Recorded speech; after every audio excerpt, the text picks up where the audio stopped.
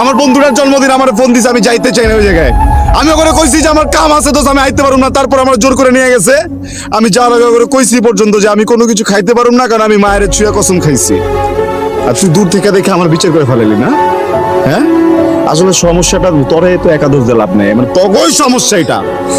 তগর জন্য সবকিছু করা লাগে। একটা পোলা যখন কিছুই করবো না, যখন খারাপ থাকবো, তখন ওই পোলাটা যে খারাপ ওই বাদাই মা তোর ফ্যামিলি কথা শুনাইবো, তুই কথা শুনাবি, ওরা সমাজ কথা শুনাইবো। আর যখন ওই পোলাটা পুরোটা জিনিস বুঝা নিজে কামে ঢুকবো, নিজে কাম করতে যাইবো, তখন আবার কবি যে তুই সময় দাস না, করুম কি আমি পাগল হয়ে যাবো? তখন মেয়ে মানুষরে পাইতে হলে এইটা করতে হইব, তখন মেয়ে মানুষরে পাইতে হলে ওইটা করতে হইব। আরে মেয়ে মানুষ পাইতে গেলে যদি এত কিছু করতে, তাহলে নায়িকা বিয়ে করুম। তুই কে তোর কি লেগা বিয়ে করুম? আমি আমি আমি আমি ভালো রাখতে পারবো না। আমি রাখুন না তোরে ভালো।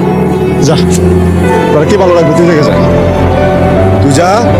তোরা যে ভালো রাখবো, যে জায়গায় ভালো থাকবি ওই জায়গায় তুই ভালো থাকবি। আর তুই যদি না যেতে পারোস না, আমি তোর ট্যাঙ্ক টুম সব ভাই গেলাম এবার। এই চেহারা তো কোনোদিন দেখোস না, তাই না?